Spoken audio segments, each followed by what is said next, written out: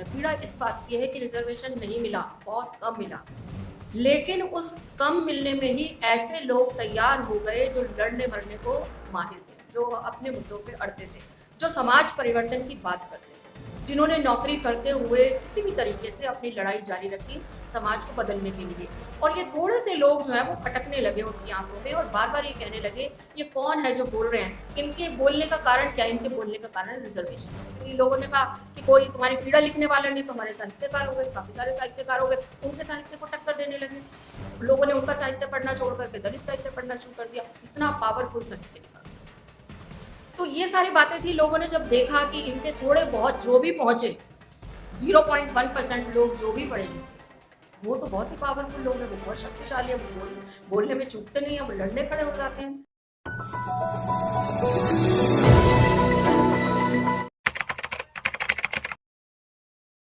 मुझे ये लगता है कि जैसे ये बहुत बड़ी एक चिंता का विषय है, एक बड़ी चुनौती हमारे सामने खड़ी है और मैं एज ए राइटर और एक्टिविस्ट अपनी चिंता जाहिर कर रही हूँ कि ये क्या है जो चल रहा है। कल हमारे एक साथी ने फ़ोन किया और मैंने शायद 2 घंटे उनसे बात की कि ये जो चल रहा है ये ठीक नहीं है, ये आपस की लड़ाई गलत बात है और हमें इस पर काम करना पड़ेगा, क्योंकि वो तो चाहते हैं।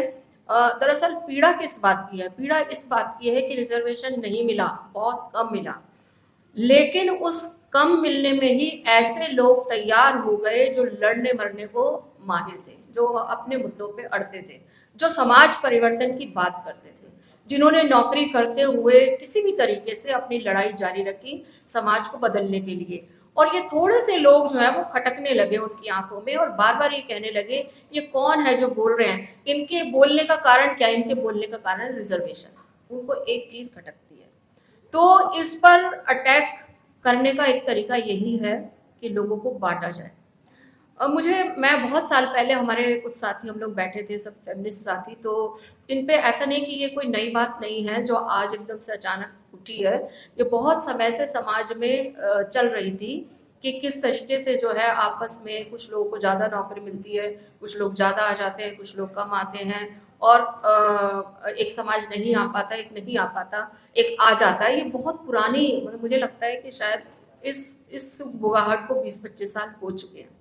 और कुछ समय हम लोग बैठ के बात भी कर रहे थे कि इसका, तब ये हमारी इंटरनल बात थी कि इसको हम कैसे सॉल्व करें। तो एक तरीका ये था कि जिन जिनको रिजर्वेशन जो मिल जाता है, क्या वो एक पीढ़ी मिलने के बाद छोड़ दें? लेकिन सवाल वहां पे आता है जो राजेंद्र पाल जी भी कह रहे थे और मैं भी कहती हूँ कि मान किसी भी पोस्ट के लिए क्वालिफिकेशन होती है। अगर आप समर्थ हो गए, आपने एक बार पढ़ाई कर ली और उसकी क्वालिफिकेशन इतनी हाई है, तो वो अगर आपके बच्चे नहीं जाएंगे तो दूसरे बच्चों को भी कुछ नहीं मिलने वाला, क्योंकि वो जो टारगेट है उनका, अगर किसी को आईएएस बनना है, आईएएस बनना है तो मिनिमम क्वालिफिकेशन उसकी ग्रेजुएशन है।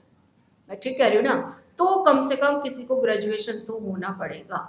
और हमारी गलती ये रही, मैं अपने, हम एज एक्टिविस्ट में अपनी गलती मानती हूँ और मुझे लगता है कि हमें जो काम, देखिए हम सरकार के पर कभी निर्भर नहीं रहे।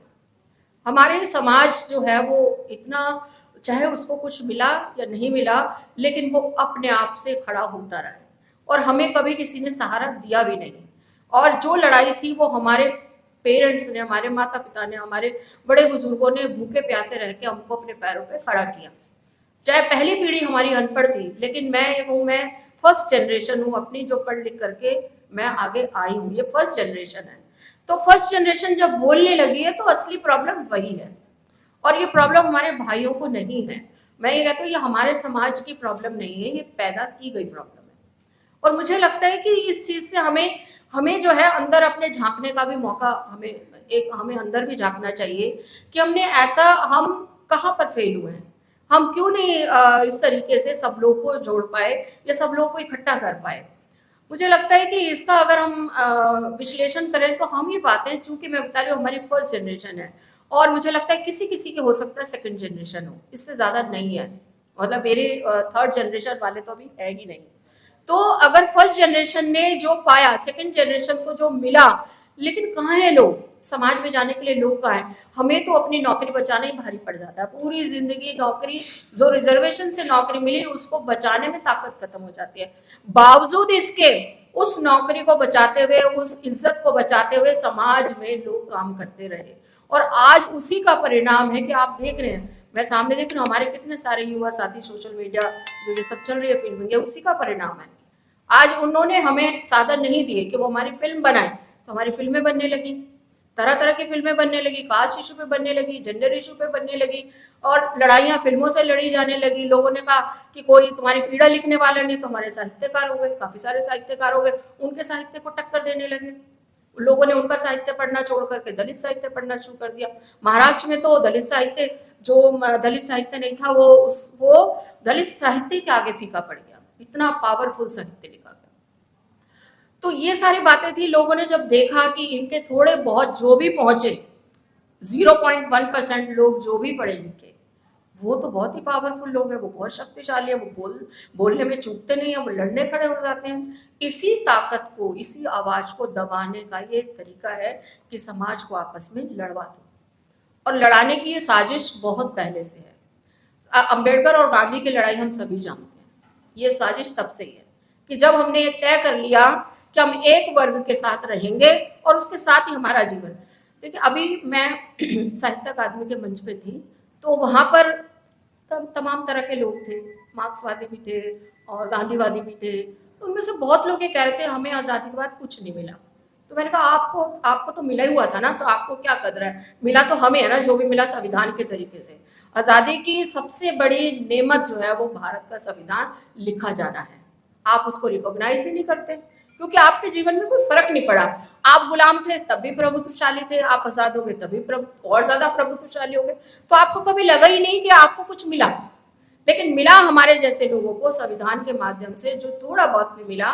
मैंने कहा 80 भारत को आजाद हुए आज 78 साल हो गए, अगर बाबा साहब संविधान नहीं लिखते, हमें राइट नहीं देते, तो मैं साहित्य अकादमी में घुस भी नहीं पाती।